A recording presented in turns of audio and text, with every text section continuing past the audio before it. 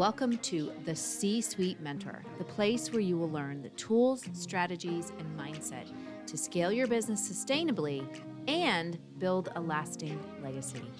I'm your host, Theresa. As a fellow CEO, I understand what it takes to scale a business to 7 and multiple 8 figures. It's not necessarily what you might think. It requires a complete shift in how you think, strategize, and execute key actions in your business.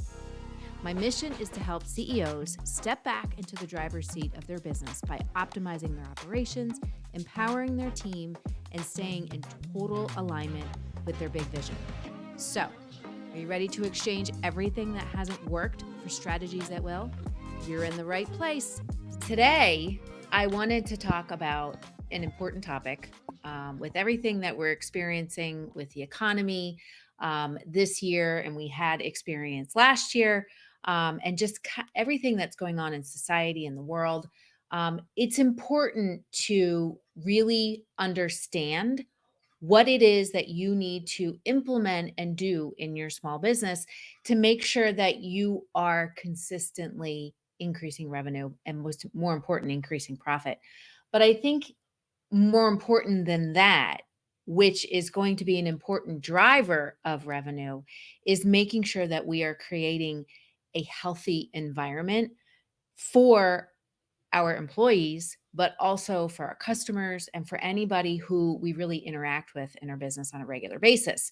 So when we talk about these 3 things, the 3 things that you absolutely need to implement into your business, your local business, small business, I work with CEOs of small businesses, of local businesses.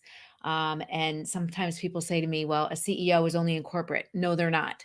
A CEO can be someone who owns a local business, who owns a retail store, who owns a restaurant, who owns a consulting business, who owns an accounting firm. You can be a CEO of any of those. You don't have to be in corporate.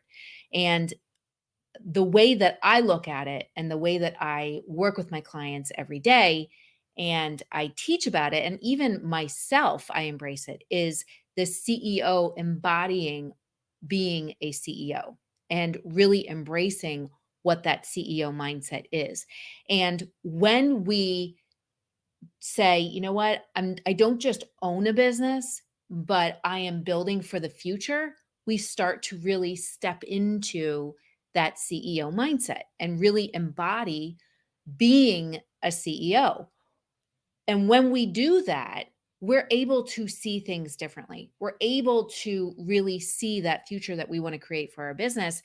And we're also able to drive the vision that we have for our business forward faster than if we just stay in the weeds and we think to ourselves, I'm a business owner. I own a small business. Working with people for the past decade and even beyond that, when we learn to embrace that CEO mindset, when we really step in and embody being a CEO and not just owning a business, things start to shift and change. We start to see that we can't be in the weeds all the time. We can't be involved in absolutely every single thing that happens in the business. That's how we really start to see that we need to build a better team. We need to build a stronger team, a team that is going to step up and take responsibility and be accountable for things that are happening in our business. So as we dig into this and we talk about these 3 things, the first one, and again, once we embody being a CEO, once we really say to ourselves, I am a CEO of a business. I had someone ask me one time, I've been coaching CEOs, working with CEOs of small businesses for 25 years, in my own business, the past 10. And someone once said to me, well, how can you coach CEOs when you're not a CEO yourself? And the truth is that's a very narrow-minded thinking, because I am a CEO. I'm a CEO of my own business. And again, I've coached CEOs of small businesses.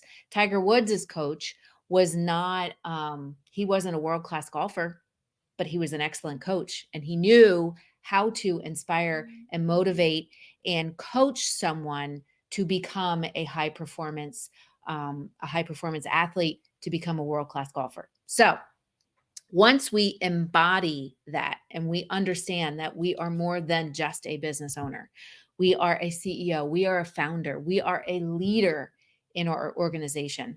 That's really the first step in starting to shift things around so that you can increase sales, increase top line revenue, and also be a more profitable business. If you, as the CEO, are constantly in the weeds, and I've seen this time and time again, I have a client that went from being negative as far as his profitability, losing profit, leaking profit on a regular basis, to being 30% profitable in an industry that norms are between 15 to 20% net profit. And the thing that shifted was how he thought about himself as a leader in his business. And then also how he then, once he embodied that, how he then interacted in his business, the things that he focused on every single day, and the actual activities that he worked on every single day. So the first step outside of these three things is to, number one, really think to yourself and start to learn how to be a CEO, how to think like a CEO, how to make decisions like a CEO. Again, you don't need to be operating in the business. You don't need to be in the weeds and handling all of these nitty-gritty tasks and being involved in everything.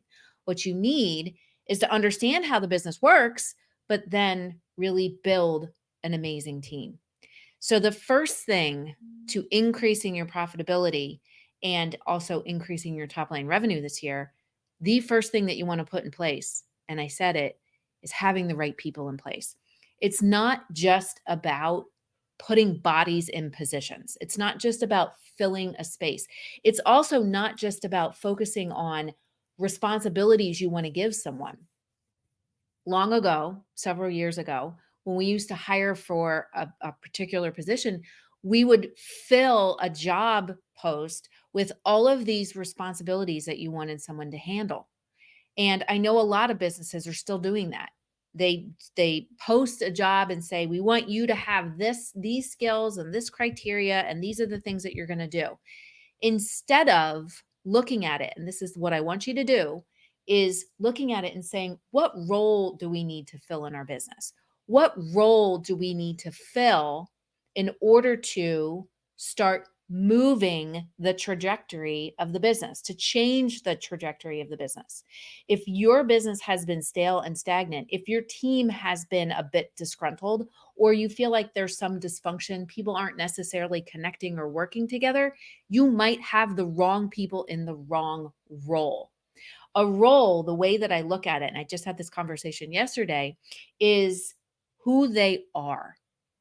Who they are and what they do, or what part do they have in that bigger picture of what the business is trying to achieve. And normally when we look at roles, we look at those soft skills that we want someone to have.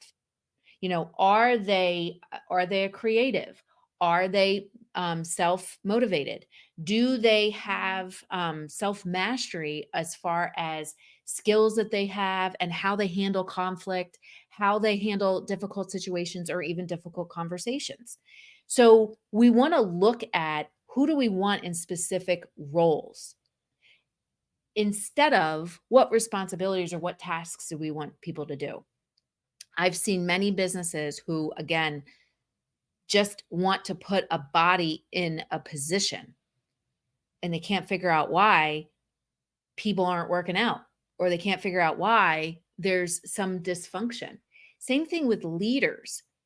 When we have people in a leadership role who are only interested in having power and doling out tasks, it does not work.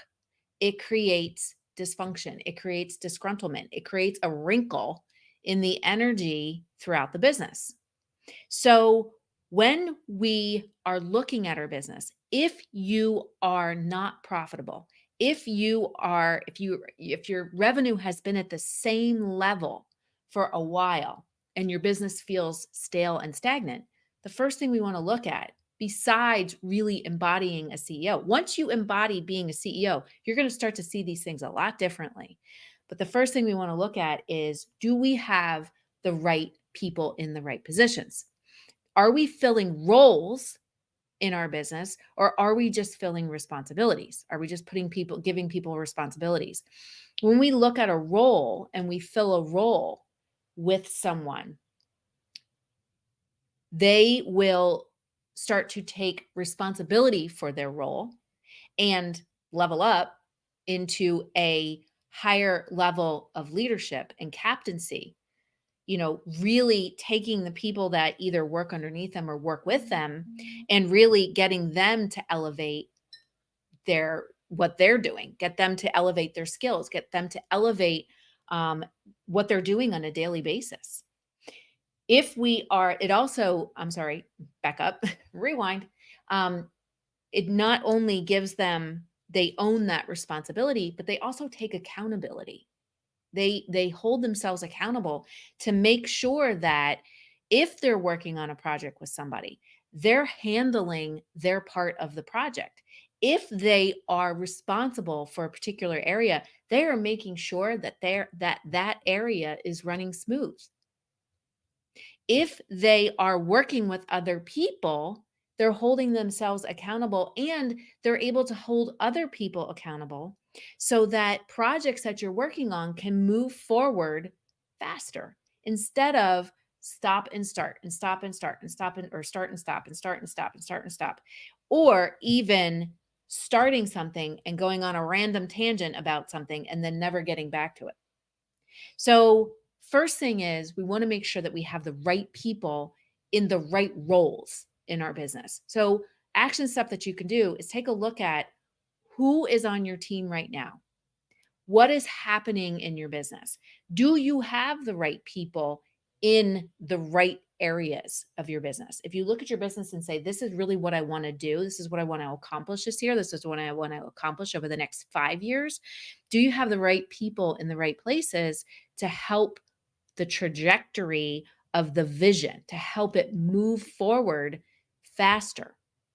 If we don't have the right people in the right positions, if we have managers and leaders that just want to give people tasks and want to control everything, that's not going to help.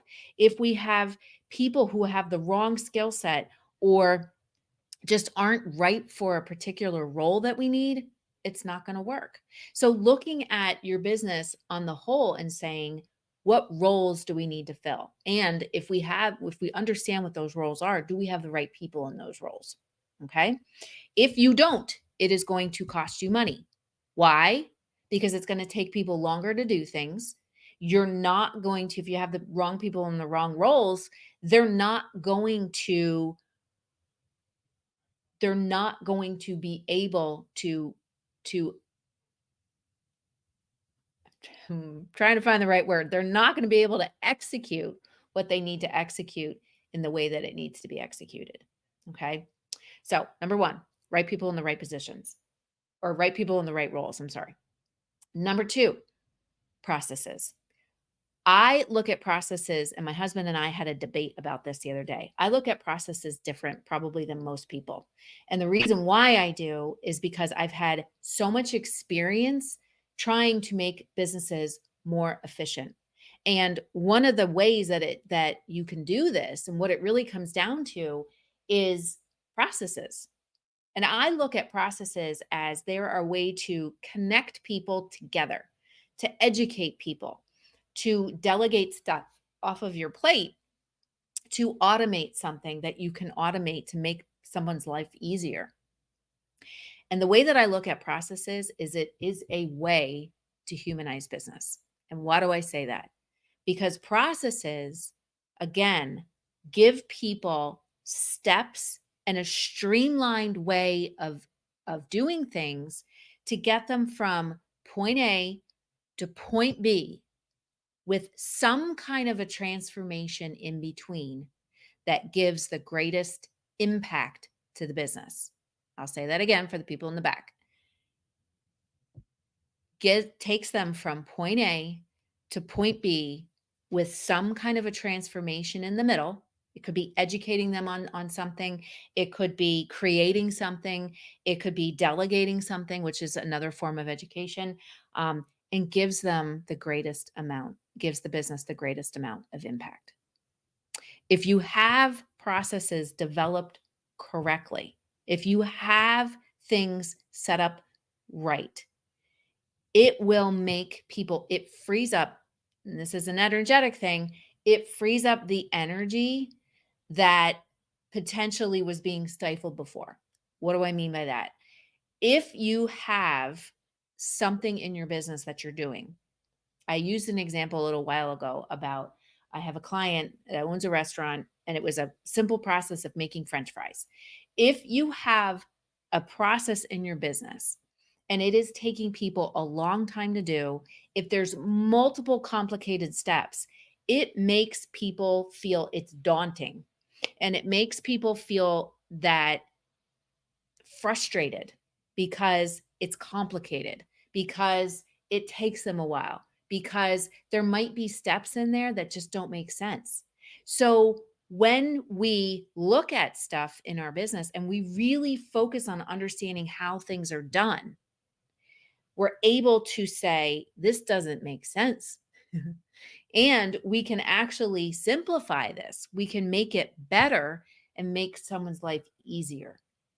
That is why I believe wholeheartedly that processes can humanize business because it's a way for us to listen and see what's happening, see how our people are doing things, and get feedback from them so that we can make them better, so that we can streamline how we're creating something, how we're serving our customers, how we are making food, how we are teaching people. All right. So, processes also, if we don't have them set up correctly, like I said, they're time wasters, they're profit leaks, they are profit drains. Why? Because potentially we have more people doing less things. And potentially we might have someone that it's taking them a lot of time to do something because it's overcomplicated or because there's no process in place. So everybody's just trying to make it up as they go. Or people, you're leaving people to their own devices to do something a certain way that maybe isn't being done the way that it should be done.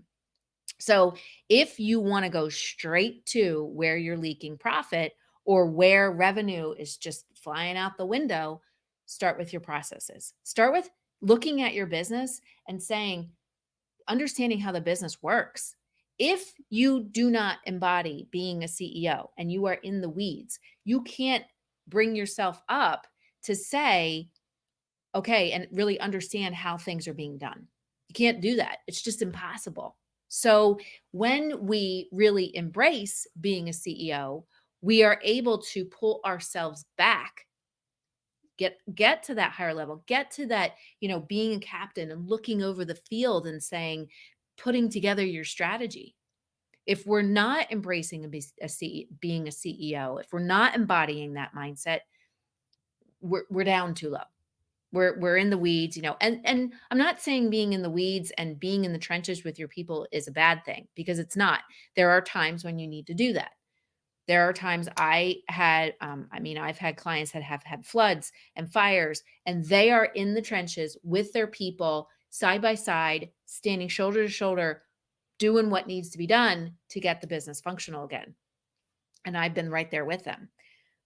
But for the most part, we want to make sure that we are looking over the field and we are driving the strategy forward. We are driving the vision forward and we're empowering people to to execute the projects, to actually execute the tasks, all right? And to make sure that things are being done with the greatest transformation and the highest impact to the business. That's how we're able to make the business more efficient, drive our costs down, but increase our profitability because we're able to do more things with less. We're able to do more things. We're able to achieve more potentially because we're going narrower and deeper on something, which we're going to get to next. So look at your processes. Go back and say, where are we overcomplicating things? Where are we making things harder that really don't need to be this hard? And I'm sure there's multiple places in your business. So that's number 2. Number 3, and I just said this, priorities. You want to make sure that you understand the priorities in your business. What do I mean by that? You got to get clear on what is it that you're trying to do? Who are you? What does your business do? How does your business serve and who does it serve? So often we want to, if our business, if our revenue is low, if our revenue is down, if it's been flat, if we're not profitable, so often we just want to start creating new products, new services. We want to get more inventory and we want to do more stuff. And really what we need to do is we need to do less but deeper, narrow and deep, because that's what's going to help us to be focused. And focused energy is going to give us bigger and better results than diluted energy. Focused energy is going to give us better, bigger, more meaningful and intentional results than diluted energy. Diluted energy is going to have our people scrambling around trying to make things happen because you, the CEO, have said, I want to do this. Diluted energy comes from saying yes to everything, saying yes to opportunities that really aren't opportunities that really are going to serve your business. Saying yes to things that takes your people away from having that focused energy. So what we want to do is get clear on what is it that we're trying to accomplish this year. And that comes from our vision cast that we do at the beginning of the year, and we revisit it constantly and we reiterate it constantly to our people. It comes from that strategic plan that we have. What is it that we're going to be doing with marketing? What is it we're going to be doing with lead generation? What was it going to be doing with our customer experience? Going back and looking at that and looking at what is actually happening in your business and saying, do the two align? If they don't, if you're doing a lot of things because you think you needed to add more products, you needed to create more offers, you needed to buy more inventory. And when you look at it and you look at what it is that you actually want to do this year, what is your vision for this year? What is your vision for this quarter? What is your vision for this month? Probably the two don't align. So what we want to do is get super clear on, sit with your team, discuss this, have the conversation and ask, what is it that we're doing? What is it that we stand for? Who really is our customer? And the things that we have in place, do they align with that? If the answer is no, then we need to start letting some of that stuff go. So often we get so focused on success. We get so focused on driving sales that we just focus on the sales. We focus on that outcome that we're trying to achieve, achieving 7 figures, achieving 8 figures, achieving high, 30% profit, making sure that we're meeting our budget, constantly looking at the budget, and we're meeting our forecast. And we get so focused on that we get so far away from the priorities in our business, taking care of our people, understanding our customers, connecting with our customers, creating that amazing experience that makes our customers want to come back time and time again, and making sure that our business is running smoothly and efficiently.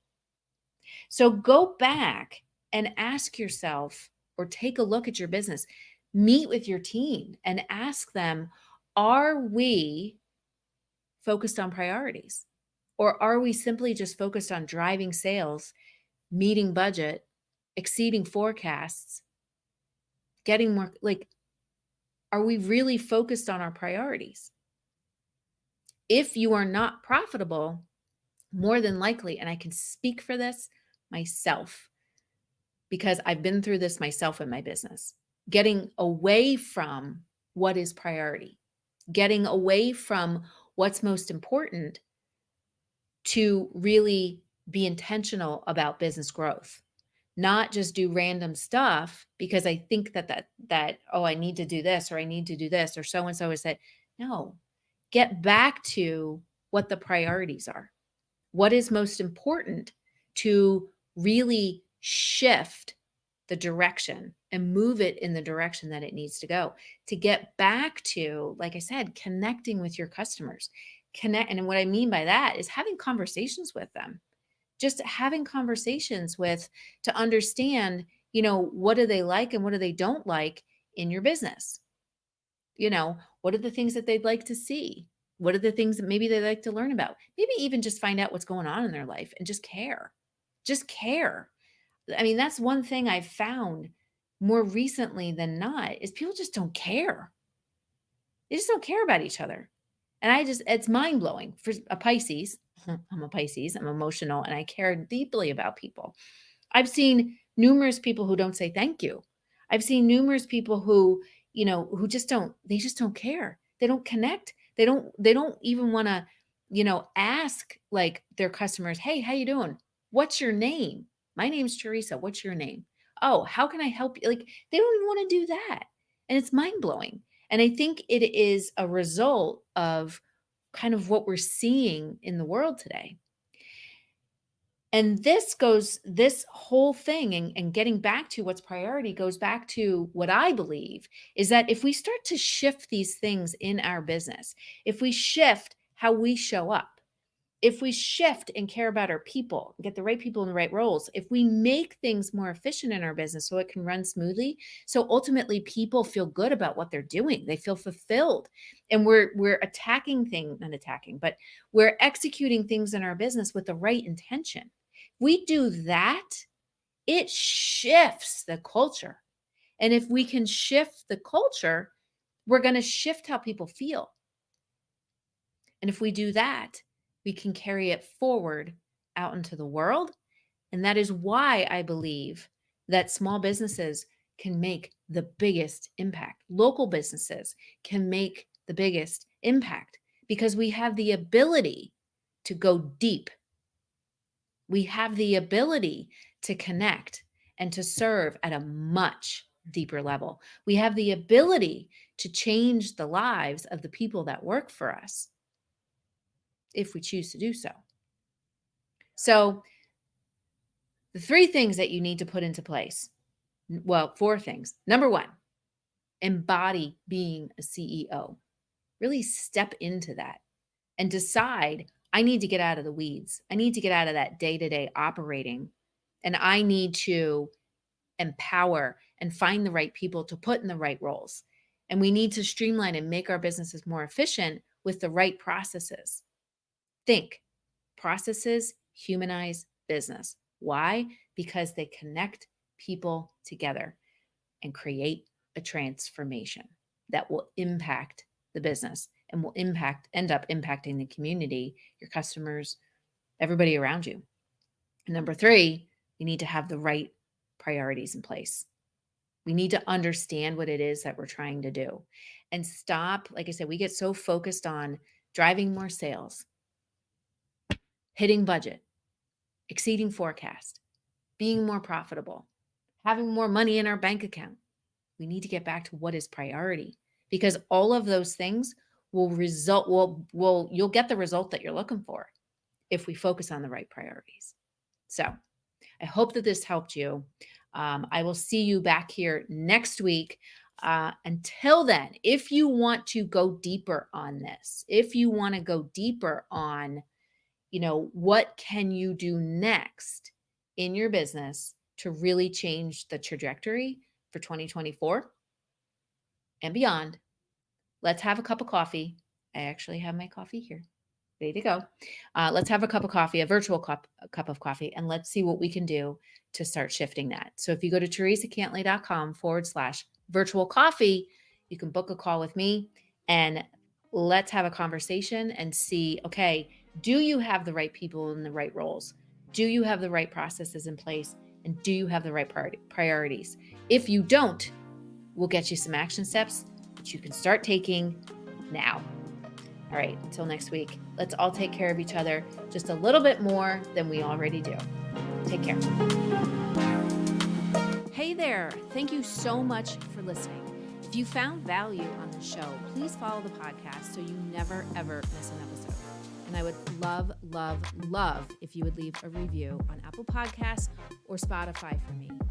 Even better, share the show with a fellow business owner ready to step fully into their CEO leadership role. Because right now, more than ever, the world really needs next level leaders. And by the way, did you know you can text me all your questions and get real-time feedback? You absolutely can. Just text the word CEO to me at 610-215-2838 to get connected. One last goodie for you before I go. If you're ready to scale your business and have a co-creator working right by your side, my C-Suite Mentor Program may be perfect for you and your possible new second in command. Just visit thecsuitementor.com to get started.